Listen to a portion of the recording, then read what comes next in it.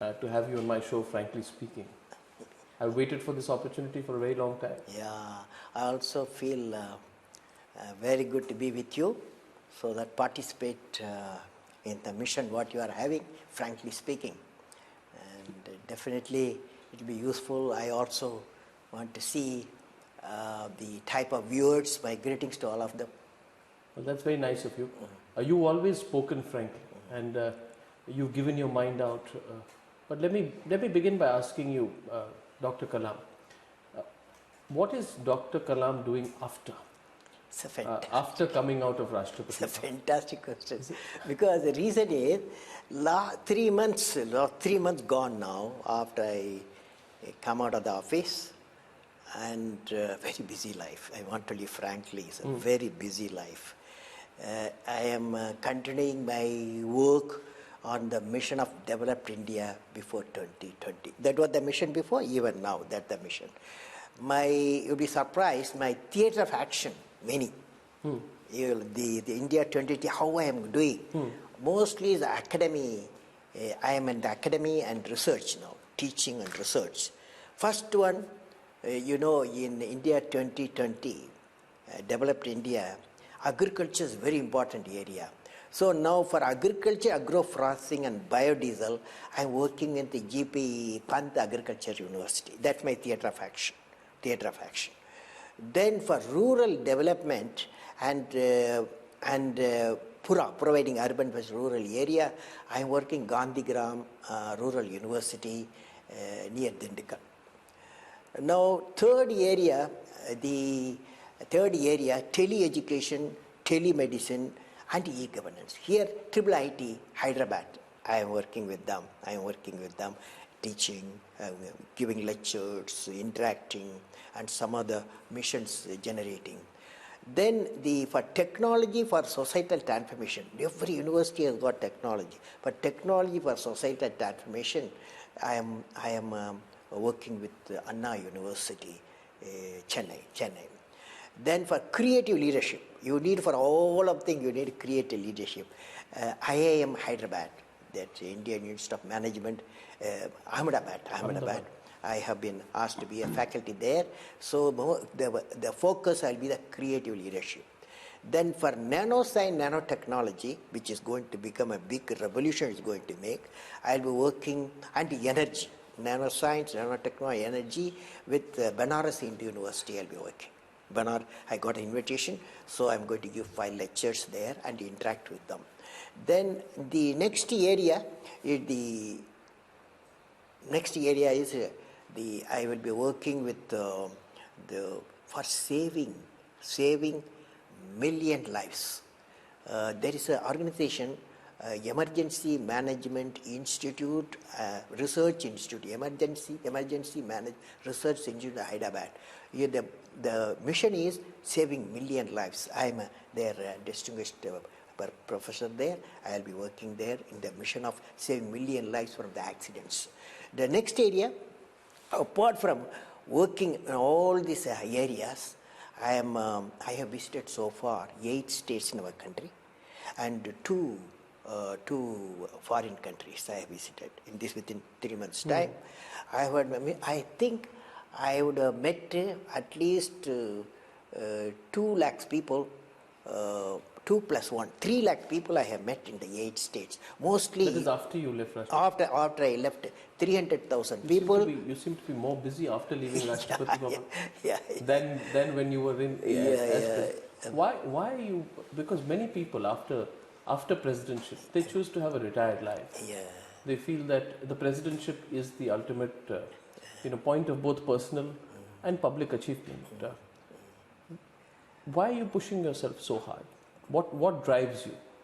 No, the Dr. vision. Kalam. You see, if you have got a vision, nice question you asked. The vision ignites the mind. The vision in front of me, the India should become a developed nation, economically developed, prosperous, happy, safe nation. Okay, that not only me, the whole youth of the nation is 54% of our population. They want to live in a happy, prosperous, safe India. Dr. Kalam, there are 2 American presidents who I can think of. One not so former, the second Jimmy Carter, and more recently Bill Clinton, who's written a fantastic book, Giving. I forget the name of Jimmy Carter's book, but both of them have also worked in different areas. But the nature of work has been slightly different.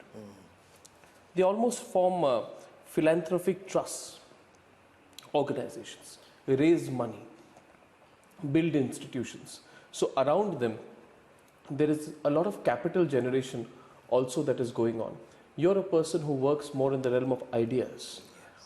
Do you think you will ever look into creating more of an organization around yourself, rather than just work with organizations as you move I told you already, no, that the organization, theatre of action, I said, these are the theatre of my action. The university, some other university organizations. So I am working with them. So my aim is, I am very clear that developed India, economically developed India, is the mission of India. Vision of India. It's not Kalam's. Vision of India. That means the people, my mission is how to energize, how to ignite the minds of the people, and it has happened, it will happen. What is the thing that holds India back, Dr. Kalam, in your view? You talk about the things that we need to do towards Vision 2020. What is the one singular thing which, in your view, is pulling back this country the most? Well, I have seen this nation has got all the resources and mineral, water, we have to do the management. And above all, we have got 540 million youth we have. Nowhere, no nation has got in this planet such a high population of the youth. So what it means is, you asked a very good question, what is needed to push the nation up? According to me, the confidence. The confidence that we can do it. I can do it individual. Then society feels I can do it. Then nation feels I can do it. So the confidence that if it arrived, it is how it will come. It will come up family, it will come the school, and it will come the teaching. These are the area will generate people with a confidence. In most of your writings and readings, which I have seen, your biggest passion, Dr. Kalam, has been to make India a knowledge superpower. Yes. I'd just like to share some statistics with you, which actually are very worrying. It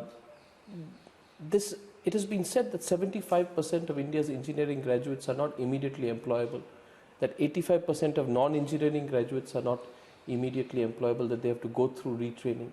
And it is now being said that as the Indian economy moves ahead, one of the things which we really lack, which may be our biggest crisis, is trained human capital. Isn't it ironical, Dr. Kalam? Because that was something that I'd like you to expound us. Isn't that something that holds India back? That while we want to be a knowledge superpower, we aren't developing our educational infrastructure enough in the right direction. We have certain type of institutions.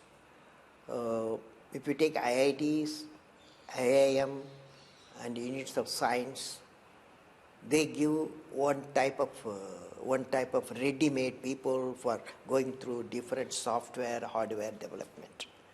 We have 300 universities. There are very good universities also.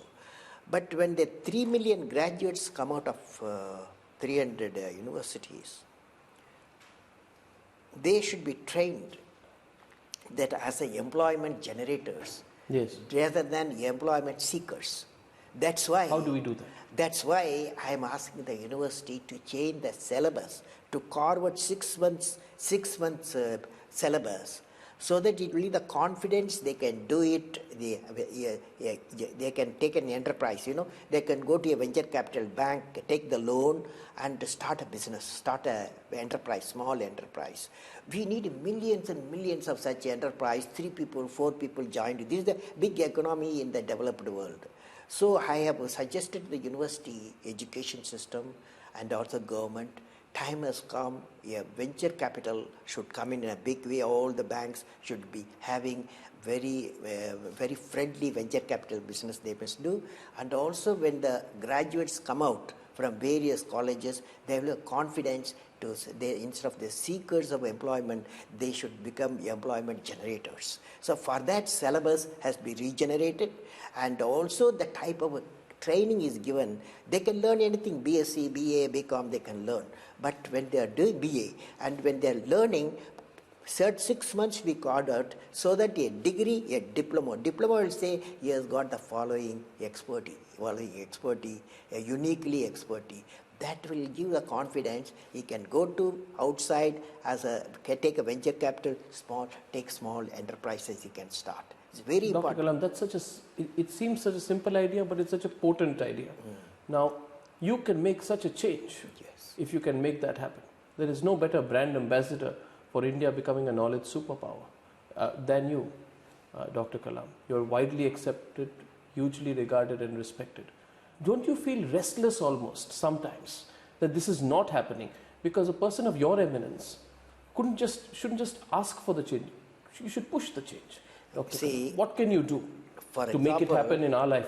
When you say that I am in the university system now, I told you there are 8 places I'm working now. So definitely I will playing a very important role in the generation, in the proper syllabus, so that the people, when the graduates come out, they can be the employment generators.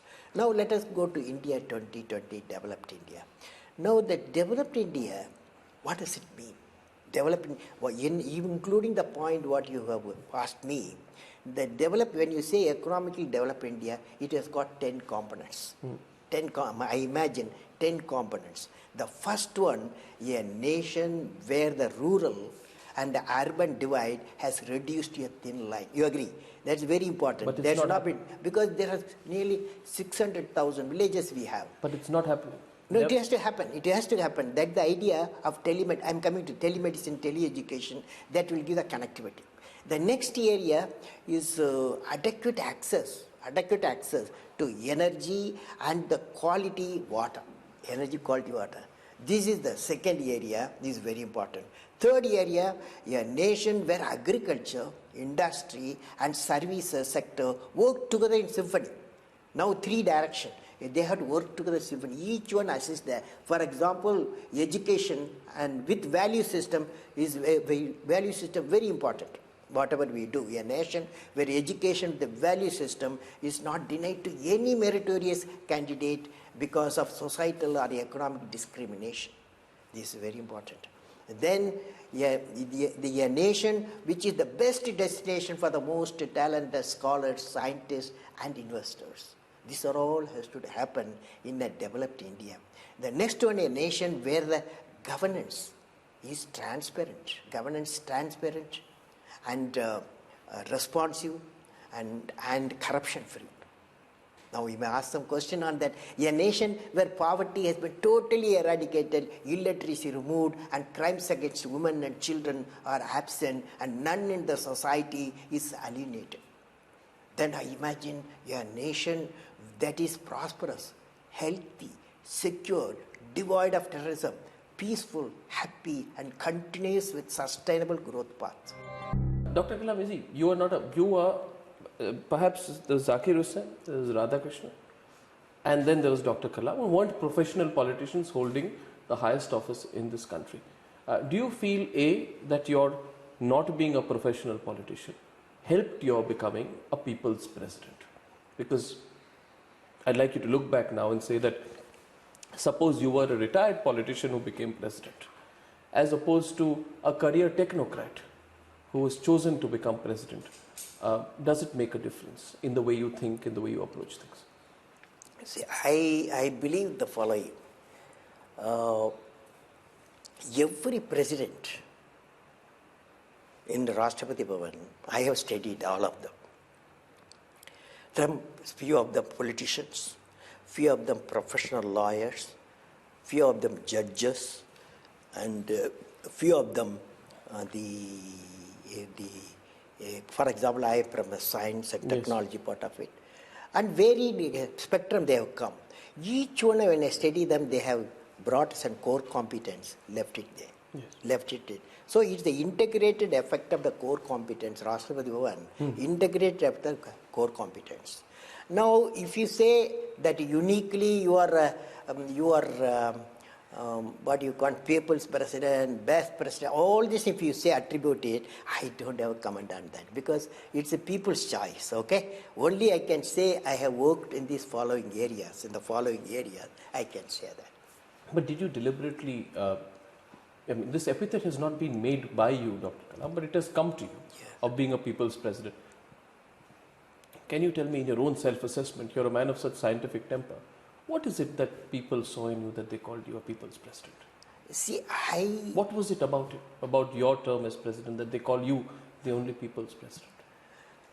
I tell you, as for the people's view on me, very difficult for me to say how they view it like that. Yes. Only I can perform. Only in various way I can perform. You can ask me what I performed, that's all, I can answer that question. Then you can relate that question to what people say. Yes. I want to understand your mind. I want to understand the mind of Dr. Kalam. Dr. Kalam, let me take you to some moments and I'd like to know from you what was going on in your mind and how you looked upon that moment when it was being lived on through you. First, I'd like to take you back to, I think, 10th or 11th May 1998, Pokhran 2. You were seen as, I know you may have been asked this question several times, but let me ask you again. When that happened, I remember a newspaper headline the next day said, explosion of self-esteem. You may remember that as well. How do you look upon that event, your own role, and what impact it has had on the India of today, since we are 9 years down the road? See, India, I believe two things happened. In economic reform in 90s, 91, one is economic reform. Second one, the India becoming a nuclear weapon state, 1998 May. These two you have to look at together. These two put the nation ahead. These two actions put the nation ahead. Followed? No. The one is economic. Yes. The another is the strength, national strength. This both combination brought the nation to the progressive path. Are you saying that without the nuclear test, India would not have moved in the right direction? No, it is after all around you. Nuclear weapon state are there. You cannot do dabas. Okay, do you understand? So naturally the strength respects strength.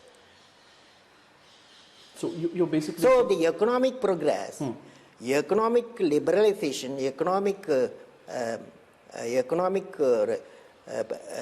reforms proposed 1990s, and India becoming nuclear weapon state, this combination made this nation to grow faster. That's all I can say. What was going through your mind on that day of Pokhran? On that day I was... Where were you, and can you tell us a little bit about that day? Well, it's our past story. Past story. So if you ask me,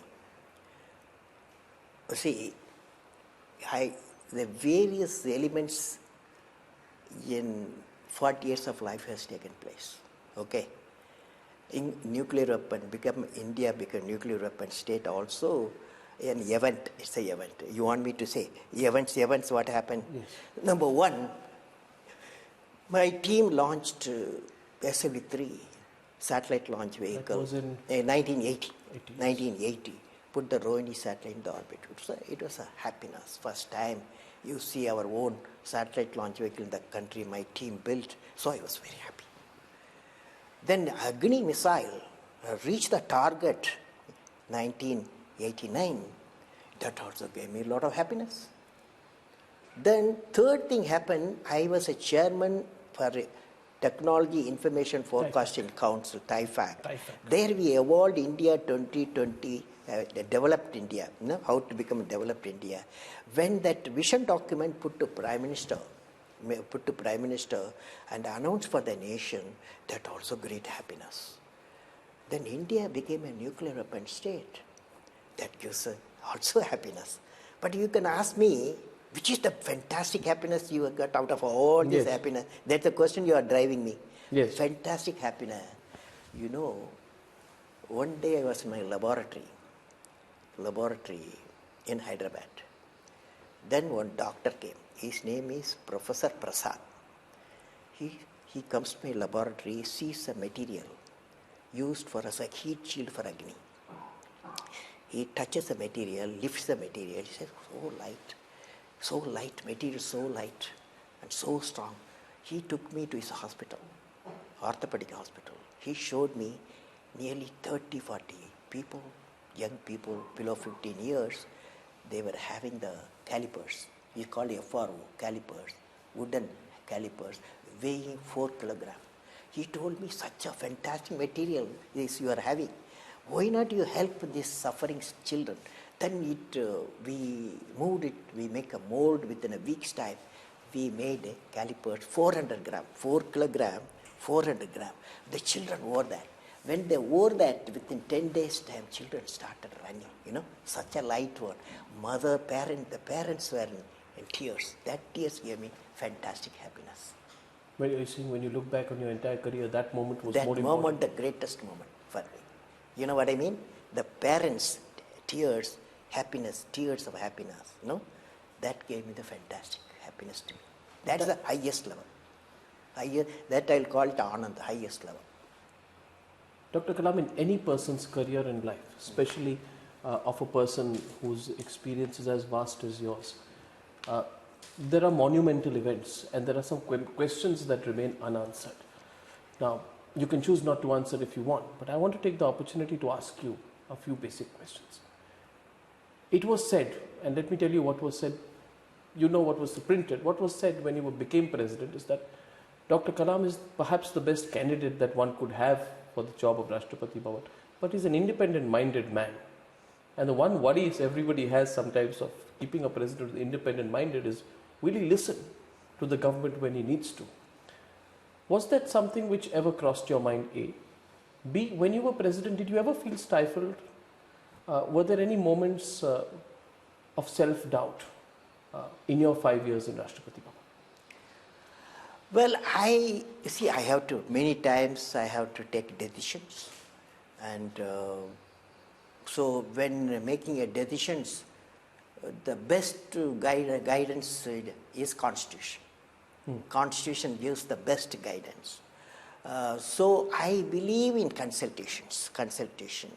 When any difficult situation I take a decision, I invite people, concerned people, they discuss, debate, sometime I give the decision what is right. Most of the time I give a decision what is right.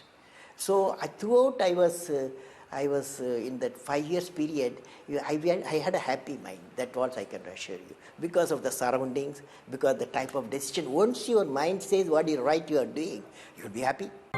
Dr. Kalam, let's not look back, let's look forward. You've been an exceptional leader. Even before you became president, the one thing which has always been told about you is that you've been a brilliant team person and a fantastic leader. What really is leadership in your view, A? And if you can, later, and you don't want to be diplomatic, but do we have the kind of political leadership that we need to have to take this country? First, I have worked with great leaders. I had a fortune to work with great leaders. First, I will define the great leaders. One or two, I will go into details also. From that, you can imagine. The following qualities should be there. If you're a great leader, he should have the following qualities. Number one, leader must have a clear vision.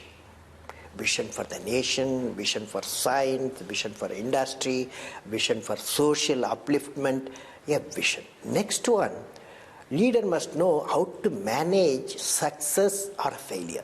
Because always you have to face through the problem, national problem, there will be a success and failure. Now, I tell you an example how my guru, that is Professor Satish Dhawan, managed a success, managed a failure. 1979, in August, there was a launch. It was a failed launch. Certain thing, I was the project director, program chief, mission director. Then I was the control center. I took the decision to launch, and then it was a failure. It went to Bay of Bengal instead of putting the satellite in the orbit. The same morning, we had a press conference. My guru Satish Dawat told me, I am going to handle, you come with me. He took me to the press conference. There he said, yes, it's the first launch we have done, it's a failure. And I am going to give full support to the scientists, technology, and staff, and ensure in 1 year time we will have a successful flight. There was a lot of criticism, media, 20 crores you put in the Bay of Bengal. Like that, there was a lot of criticism. He answered all the answers. You know what he has done there? Even though I am the project director and program chief and the mission director, he took the failure. He took the response for a failure. Next year in July, when he launched, SLV-3 was a successful, put the satellite in the orbit. It's a great happiness in the nation. Media were there. What happened? He asked me to lead the media. Here you are seeing the success he is giving to his team, whereas the failure, the leader absorbed. This great quality, not only in science and technology, it is true. All walks of life, including politics. Then comes the leader should have transparency. Whatever he does, he should be transparent. You saw how the whole thing, media knows what you have done, success and failure. Everything is known to transparency. Then the courage. Leader must have a courage to take decision. When a failure occurs, success occurs, courage to decision. Last one must be able to travel into an unexplored path. These are the leaders I have learned from with whom I have worked. The leaders I have derived these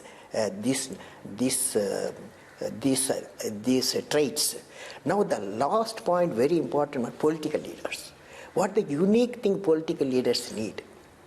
Political leaders should spend in the developmental politics. There is a political politics to get elected per assembly and parliament. The next one, development politics. One politician can say development politics, what does it mean? One political group say 20 years India will become a developed nation economically. Another, no, 12 years we will do. That's a development politics. But my view in parliament, I said, we have to spend our political leaders, spend more time in the development. But it doesn't happen. Dr. Kalam, isn't it disappointing today that even up to this point, when people like you are talking about Vision 2020, Indian politics is still determined principally, whether we like it or not, on the lines of caste and religion? Well, where do you stand? No, caste and religion, I have a feeling, as we are 220 million people are below poverty line, out of 22% of the people below poverty line. The difference, if you go on removing the difference in the economic level, earning capacity, employment potential, you go on removing the problems of employment potential and economic earning capacity, then what you do is the differences will reduce. But it's not changing. No, different. I am saying you are having 22% of the people below poverty line. We have to lift them up. So all these mechanisms will start using various types of people. What I believe is, as early we go as a developed nation, economically developed nation, definitely the differences and the disappointments will go on reducing. Well, I remember something which you said, and I want you to explain that today. I think it was 2004, and if I'm wrong, correct me with the quote. I remember you saying something to the effect that this country is not going to be judged by temple, mosques or gurudwaras, but by the quality of education, development and use of natural resources. This was basically the gist of something you said it in 2004. What was the message you were sending out? The message I'm saying is we have to build that India. When I was talking at that time, the context is I was talking India 2020. The 10 points I putting forth, the 10 points, how the nation will look like by the year before the year 2020, if it be a nation developed. At that point, I say we should concentrate. We should concentrate economic development, and that means the education, healthcare, and various economic activities should increase. So that is the most important thing. We always decide who made the nation great by becoming a developed India. That's the bigger mission compared to any other thing. No, truly. No, there is no doubt about that. But were you also sending out a message to those politicians? That's the message. That is, you concentrate on a economic development. Economic development you concentrate. No, but Dr. Kalam, now tell me, you can also turn around and say you're too young, why are you giving me this? But Dr. Kalam, you are a brand ambassador for a lot of things that India has done right. Why do you only tell politicians what they should be doing? Why don't you tell them what they should not be doing? Because maybe if you say it openly, they'll listen to you more. You have the moral authority in this country today. You know, I have a website, www.presidentofIndia.nic. Now the present my website www.abdulkalam.com. If you see, most of the time I am addressing all section of society, political leaders, technologists, scientific leaders, myself I am addressing for myself, and also student community. I am addressing always integrated way I am addressing. So there's no shortage of you. I have given so far 12 addresses to the Parliament in 5 years' time. You just see that addresses, you will know that what type of indications I have given, the type of reforms we need in societal reform. Just now you read that. True. So economic development should be the focus. Poverty removal should be the focus. Dr. Kalam, just before I wrap up, I want to take you back a little bit, because you're also a self-made person. You've come from humble roots and you've come up, you're a symbol of great personal achievement for a lot of people. Do you look back on where you came from, and are you still in touch with your wider family? And it's often said that you've kept a personal life completely in the background. Do you get enough time for yourself between all your work, and do you get to rest? Oh yes, rest. What is rest? Rest is you do your job happily. It gives rest. A mission you accomplish gives a rest. You talk to very, very, very unique personalities, and you exchange intellectually. It gives happiness. You talked the other day. I was talking to 60,000 people in Madhya Pradesh. The children asked me a lot of questions, 15-20 questions. The way they asked the question, I can see the intensity, that how they want. You'll be surprised. 10 years back, when I was addressing the children, the youth, they will ask me when I can sing a song of India. When I can sing a song, you know what I mean? When I can sing a desperation. When I can song of India. They want to sing a song of India in 10 years back. Today they are asking me what I can do for the nation developed. What I can do. You see, the change is taking place. The youth, they want to contribute for the national development. Previously there was a desperation was there. When I can sing a song of India. Now they are saying what I can do for my country. Not only here, even wherever you go out abroad, wherever Indians are there, the same type of thinking going on, what I can do for India. Now it's time for our nation to converge all the potential strength of the youth, ignited mind of the youth, the most powerful resource on the earth, above the earth, under the earth. 90% of this country wanted you to have a second term as president, Dr. Kalam. They wanted you to be president again. Well, this is a democracy. We are in democracy. We are having a constitution. When you read those reports, just tell me, when you read those reports, you must have seen the newspapers. Which paper? Surveys being done, reports being done, interviews, people being asked. Everybody said, forget the politics. The people of this country, if they could elect another president, it would be president. It is sort of over now. There's no point talking about it, because democracy does something. But you have guidance, constitution. So you are a democratic nation. You are a guidance constitution. You go by that. But there was great adulation for you. It was love. It was people's love which showed up. That's okay. I will return the love many ways. I meet them, talk to them. I will give them fantastic dreams and purpose of life. So I will return.